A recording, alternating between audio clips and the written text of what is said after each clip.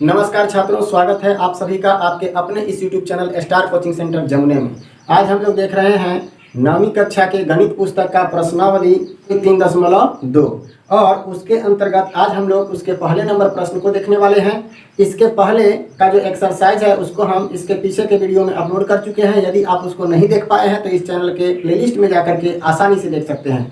तो चलिए बिना देर किए हुए देखते हैं सवाल नंबर 1 को। इसमें कहता है निम्नलिखित प्रश्नों में से प्रत्येक प्रश्न का उत्तर दीजिए। मतलब हमारे पास कुछ प्रश्न दिए गए हैं और उसका हमको क्या करना है, उत्तर देना है। तो पहला जो प्रश्न है उसमें कहता है कार्तीय तल में किसी बिंदु की स्थिति निर्धारित करने वाली क्षैतिज और ऊर्ध्वाधर रेखाओं के नाम क्या हैं। ऐसे समझिए, अगर हम किसी समतल पर दो रेखाएं खींचते हैं, एक जो होता है उसको हम लोग कहते हैं क्षैतिज रेखा, जो आपका दिखाई दे रहा होगा, ये क्षैतिज रेखा है और ये क्या है, ऊर्ध्वाधर रेखा। तो जब भी हम लोग किसी कार्तीय तल पर एक क्षैतिज और एक ऊर्ध्वाधर रेखा खींचते हैं ग्राफ का निर्माण करने के लिए या फिर ग्राफ की सहायता से प्रश्नों को हल करने के लिए, तो जो ये क्षैतिज रेखा होती है उसको हम लोग एक्स अक्ष कहते हैं। क्या कहते हैं? एक्स अक्ष कहते हैं। और जो ये ऊर्ध्वाधर रेखा होती है उसको हम लोग वाई अक्ष कहते हैं। मतलब क्षैतिज रेखा जो है उसको हम लोग एक्स अक्ष बोलेंगे और जो ऊर्ध्वाधर रेखा है उसको हम लोग वाई अक्ष बोलेंगे। तो जो पहला नंबर जो प्रश्न था, ये पहला नंबर प्रश्न, इसका उत्तर हमारे पास हो जाएगा एक्स अक्ष तथा वाई अक्ष, यानी एक्स अक्ष और वाई अक्ष ही हमारा क्या होगा, आंसर। अब हम लोग देखते हैं दूसरा नंबर प्रश्न में हमसे क्या पूछा गया है।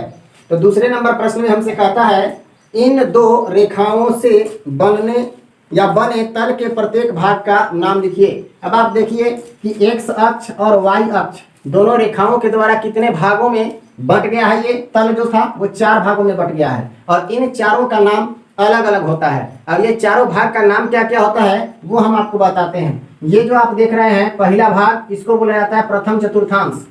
क्या बोलते हैं? प्रथम चतुर्थांश। दूसरा वाला जो भाग होगा उसको हम लोग बोलेंगे द्वितीय चतुर्थांश। द्वितीय चतुर्थांश। तीसरा जो भाग है उसको हम लोग बोलेंगे तृतीय चतुर्थांश। और ये जो अंतिम भाग है उसको बोलते हैं चतुर्थ चतुर्थांश।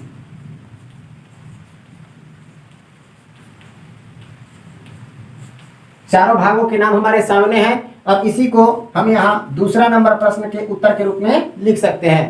हमको यही समझना है कि अगर किसी तल को 4 भागों में बांटा गया एक्स अक्ष और वाई अक्ष के द्वारा, या उसी को बोल सकते हैं क्षैतिज रेखा और ऊर्ध्वाधर रेखा के द्वारा, तो वो जो 4 भाग होंगे उन चारों भाग का नाम क्या होगा? तो पहला जो नाम होगा वो हमारा होगा प्रथम चतुर्थांश। प्रथम चतुर्थांश। दूसरा नाम आएगा हमारे पास द्वितीय चतुर्थांश।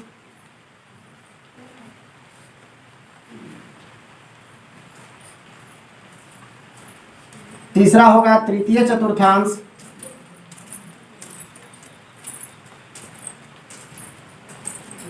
और चौथा नंबर में हमारा होगा चतुर्थ चतुर्थांश।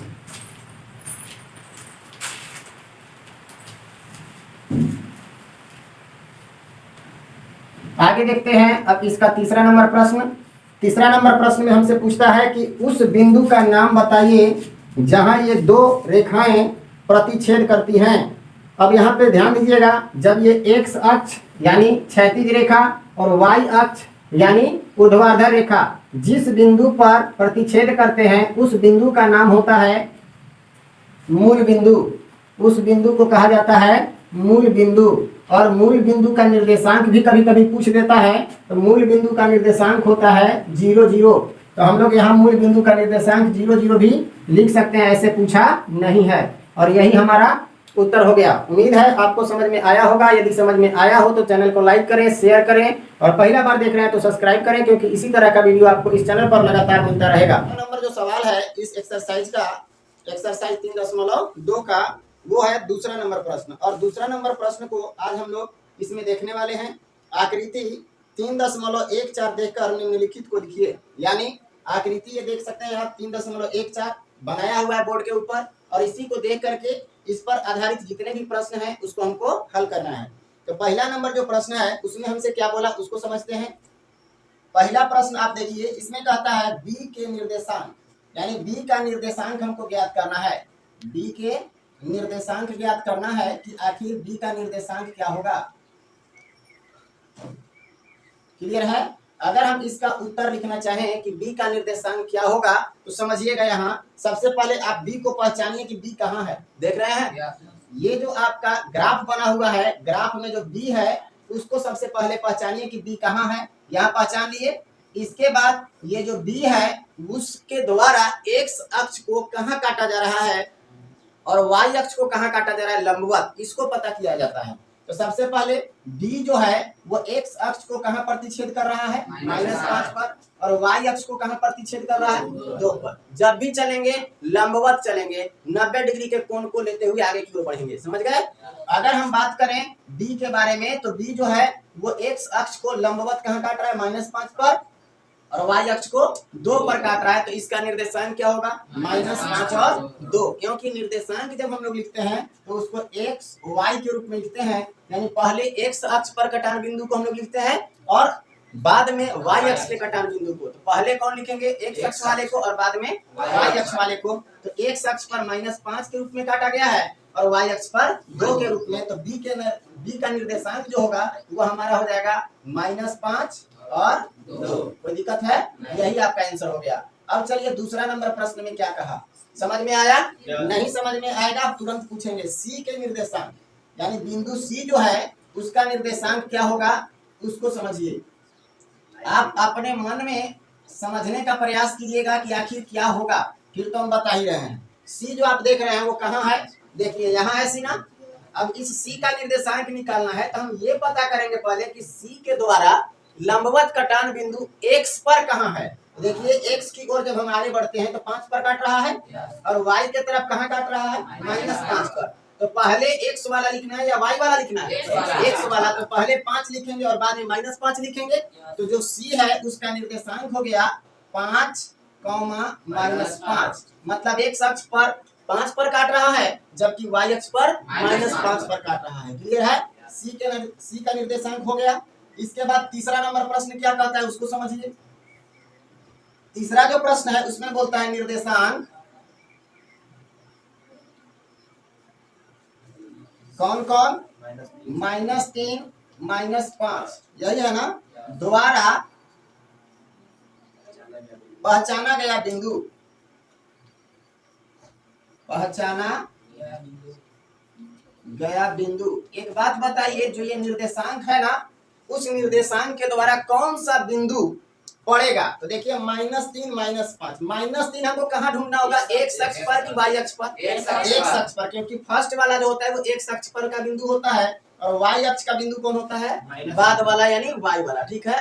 अब यहाँ पे समझिए हमको -3 खोजना है तो -3 कहाँ खोजेंगे, एक्स अक्ष पर। एक्स अक्ष पर -3 कहाँ है, देखिए यहाँ है ना, एक्स अक्ष पर -3 मिल गया और वाई अक्ष पर कितना है, -5। तो -5 नीचे की ओर है, यहाँ -5 है। अब आप सोचिए कि एक्स अक्ष पर -3 और वाई अक्ष पर -5, दोनों जब लंबवत आगे की ओर बढ़ रहे हैं तो वो किस बिंदु पर आकर के कट रहे हैं, ई बिंदु पर। यानी -3 और -5 द्वारा जो पहचाना गया बिंदु है वो उत्तर के रूप में क्या देगा, ई देगा। कोई दिक्कत है किसी को, कोई समस्या? आगे बढ़िए। अब सवाल नंबर 4 को देखते हैं। आगे देखिएगा, अगला सवाल है निर्देशांक 2, -4, निर्देशांक 2, -4 द्वारा पहचाना गया बिंदु, द्वारा पहचाना गया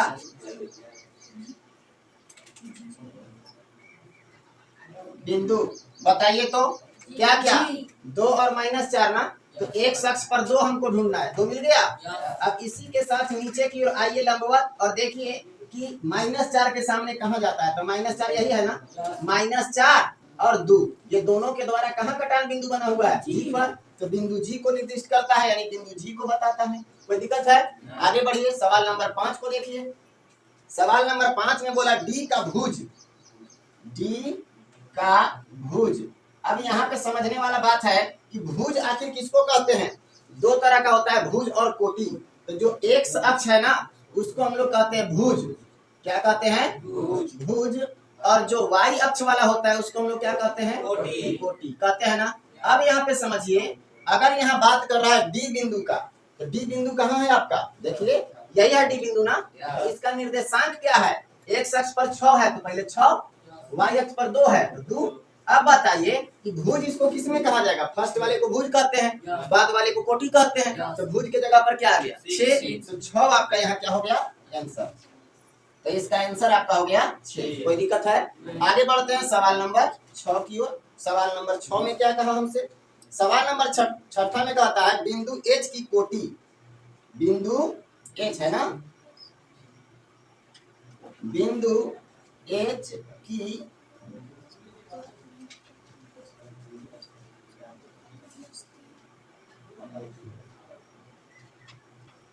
बिंदु एच की कोटि। ध्यान दीजिए, एच है कहाँ आपका? एच यहाँ है ना। अगर एच का निर्देशांक हम लोग समझना चाहें तो एच का निर्देशांक क्या होगा? एक्स अक्ष पर -5 तो -5 हो जाएगा, और वाई अक्ष पर -3 तो -3। अगर इसका निर्देशांक है हमारे पास -5 और -3, तो हमको इसका क्या निकालना है? कोटि। तो भुज वाला, भुज जो होता है वो फर्स्ट वाला होता है, और बाद वाला कोटि होता है। तो बाद में -3 है, तो यहाँ पे कोटि के रूप में हमारा आंसर क्या आएगा? -3। कोई दिक्कत है? आगे चलते हैं। 6ठा नंबर तो हो गया। 7वां नंबर सवाल दिखाई दे रहा है ना? दिखाई दे रहा है? 7वां नंबर सवाल में बोलता है बिंदु एल के निर्देशांक, बिंदु एल के निर्देशांक।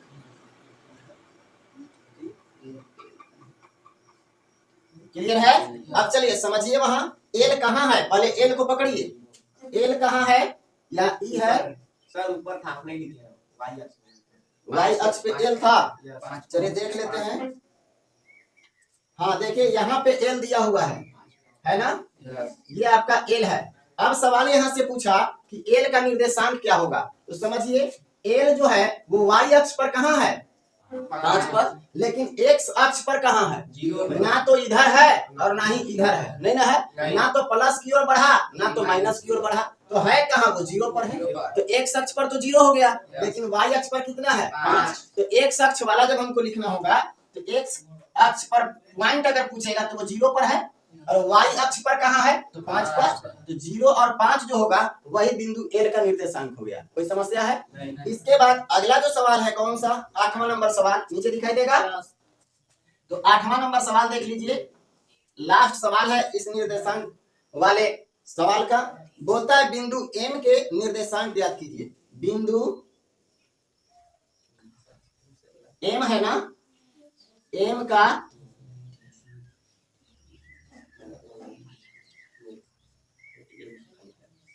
बिंदु एम का निर्देशांक आपको बताना है। तो बताइए बिंदु एम का निर्देशांक। एम कहाँ है? देखिए यहाँ है ना। अब बताइए एक्स अक्ष पर है कि वाई अक्ष पर? एक्स अक्ष पर, मतलब एक्स का तो मान होगा लेकिन वाई का मान 0 होगा, क्योंकि ना तो ये ऊपर गया है और ना ही नीचे आया है। तो ध्यान दीजिएगा, अगर एक्स अक्ष पर है तो एक्स का वैल्यू हमारा -3 है, क्योंकि एक्स को -3 पर काट रहा है, लेकिन वाई को कहीं नहीं काट रहा है। या वाई को हम देखें तो इधर से जब आगे की ओर बढ़ाएंगे तो 0 पर काट रहा है। तो y का मान 0 और x का मान कितना? -3। तो इसका निर्देशांक क्या हो जाएगा? -3 और 0। कोई दिक्कत है? यही आपका आंसर हो गया। टोटल जितना प्रश्न था सभी प्रश्नों का हल आपको यहाँ मिल गया। उम्मीद है समझ में आया होगा। यदि समझ में आया हो तो चैनल को लाइक करें, शेयर करें, और पहला बार देख रहे हैं तो सब्सक्राइब करें, क्योंकि इसी तरह का वीडियो आपको लगातार इस चैनल पर मिलता रहता है। धन्यवाद।